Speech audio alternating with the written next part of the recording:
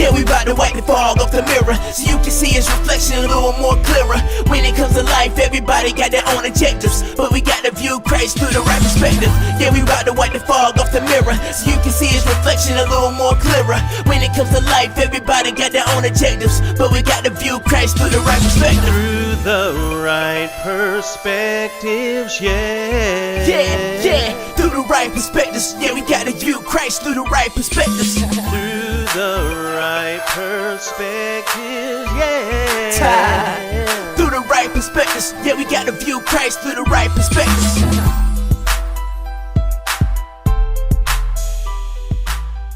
Greetings and welcome to another Perspectives with Pastor Jay. We're going to continue talking about the missional mindset that we started on last week. And as I teased last week, we want to talk specifically about a demographic that is being pushed to the wayside, ignored, or demonized by many churches in Christianity. That culture, that demographic is that of hip hop. Now, we know that the church for many years decided they wanted to ignore what hip hop was doing because they may have thought it was going to go away like some of the other previous fads. But it has been going strong since the late 70s, and it has actually spread to a worldwide culture. It started right there in New York, and it just went across the world. So because of this, the church is now having to play catch up. But there are still many in the church who are refusing to address this issue head on. And what I mean by that is, as a culture, we need to make sure that we are doing everything we can to reach those that are in that culture. Now, there are some that say that hip hop is demonic, it has satanic roots. And I'll be the first one to say that, yes, there are satanic elements within the hip hop culture. There are anti-Christ, anti-Christian elements within hip hop. But if you look around at every culture in the world, there are elements within that culture that are satanic, that are anti-Christ. And yet the churches spend thousands, millions of dollars to send missionaries throughout the world into cultures that have anti-Christian roots.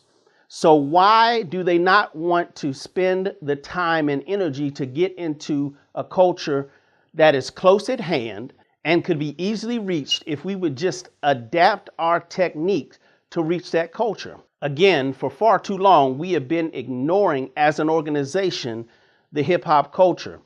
There are churches where I've seen people doing hip hop ministry shut down because their churches didn't agree with what was being done. I've experienced myself where I've had a crew walk off during one of my presentations because they didn't agree with what I was saying. Now, again, I can understand you not liking hip hop, but when we're advocating using methods to go and reach hip hop, it's anti-Christian for you to do something that would undermine it. And yeah, I said it. If you are not supporting hip hop ministry, don't undercut it. Don't speak against it. Because most times the reason you don't like it, the reason you don't support it is because you know nothing about it. You either didn't grow up when hip hop was coming up, or you were in a situation where you were sheltered. You weren't in the urban culture. And that's fine and well. But don't go against those who are trying to reach people for Jesus Christ. Because when you do, you are exhibiting anti-Christ tendencies. So here's what I want to do. I've got scriptural support for doing these things because we know that in Acts, Paul was able to go into the Greek culture, the Gentiles, or the heathens as the Jews like to call them, and he was able to present Christ in a way using their cultural icons. And then we also have the precedent set by Paul where he says that he becomes all things to all people so that he may win some. Now, again, we're not saying that you have to go out and put on saggy jeans or use rap music to reach the urban culture, because if you don't know what you're doing, it's going to come out bad. In fact, I'm going to insert a video right here for you to see an example of it being done wrong. Well, I wrote this song for the Christian youth. I want to teach kids the Christian truth.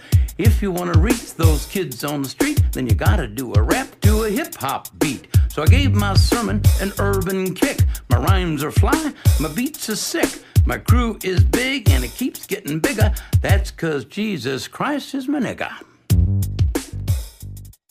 Now, wasn't that horrible? That is not the way you do it. The proper way to do it is to train those who have come out of the hip-hop culture how to go back and give the gospel to those stuck in the culture. We see Jesus doing that with the woman at the well at Samaria. She was one of those who came out of the Samaritan culture and went back and was a great prophet for her culture. And so we see it more than once where Jesus does not call us out of the culture. He doesn't call the people out of the culture. He just told them to go and sin no more. And that's what we have to do with the hip hop culture. We have to help them recognize that there are elements within your culture that are anti-Christ. There are elements that you need to let go of. And then once you've let go of those, once you've learned what it means to be a Christian within your context, then you can turn around and be a minister to others that are in the hip hop urban culture with you. Now, again, I'm not saying that you have to like hip hop. I'm not saying that you have to do hip hop. What I'm asking is that you do not undermine those who are engaged in hip hop ministry. And if you're in a position to support those, then I beg of you, do that.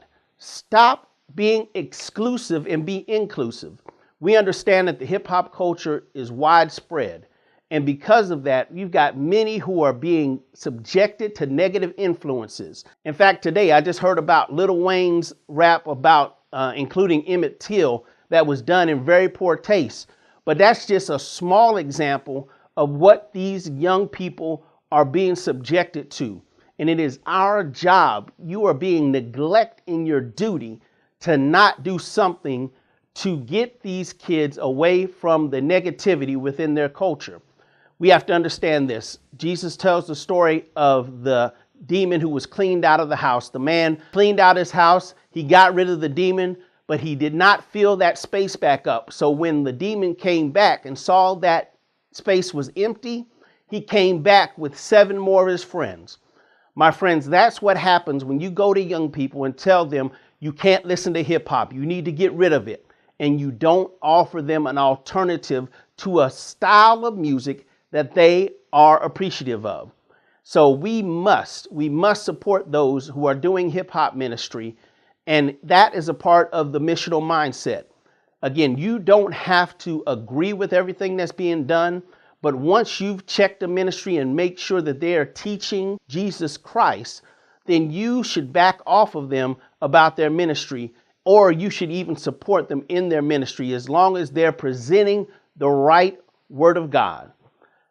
This has been Perspectives with Pastor Jay. If you want to learn more about hip hop ministry or the presentation that we do called Let's Talk About Hip Hop, please visit us at facebook.com/LTAHH, and we'll be happy to come and do a presentation at your church. We don't charge any honorarium. We just ask that you cover our expenses. Please make sure you go and visit our websites, iampastorj.com, as well as trulyblessedmedia.com. We'll be happy to support you in any ministry that you're doing. We can do that through our company, Truly Blessed Communications. So please visit that, and if we can be of service, please let us know. Again, this is Pastor Jay, and this has been Perspectives. God bless. Yeah, we bout to wipe the fog off the mirror so you can see his reflection a little more clearer. When it comes to life, everybody got their own objectives, but we got to view Christ through the right perspective. Yeah, we bout to wipe the fog off the mirror so you can see his reflection a little more clearer.